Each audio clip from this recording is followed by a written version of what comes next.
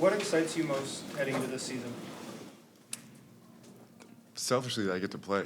I mean, I missed so much time last year just to be healthy and get on the court. I was gonna say, like, you were expecting to play so much basketball between 2 summers ago, then through the season, and didn't really get to play that much. So how did your relationship with the game evolve over that period? I mean, in a lot of ways. One of the unexpected things I had to deal with this summer was trying to pace myself, because I got healthy and strong as the season ended, and that's when everyone else ramps down, takes care of their body, and then gets ready for the next season. And I was getting into full swing, so trying to navigate this offseason was a little different for me, and just wanting to do more, but understanding what I'm preparing for is not an off season, it's a regular season. So to get myself to where I am now, I had to slow down a bit, which wasn't that easy.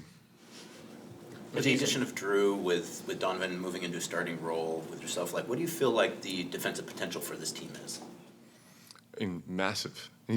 Even just like playing games in your mind about what kind of lineups we can put out there, it's pretty fun.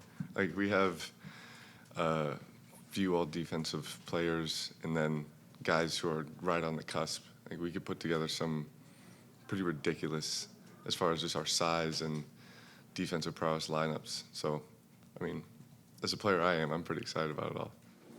Have you had much of a chance to interact with Hansen yet, and kind of what are your impressions of him from what you've seen? His English is getting better. That's been a big one. I mean, when we've been playing pickup, him and I just happen to have been on the same team a lot of those days, so it's been fun. The kid's really eager to learn.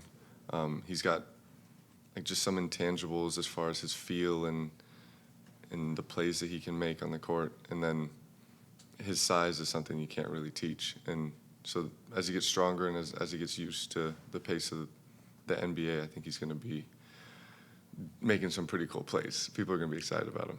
Is there a specific play from these summer workouts that stands out in your mind, thinking back, like a nice spin move, a nice pass? Nothing specific, but just generally his passing ability, I think, surprises people, just because he's so big and so nonchalant with how he does it.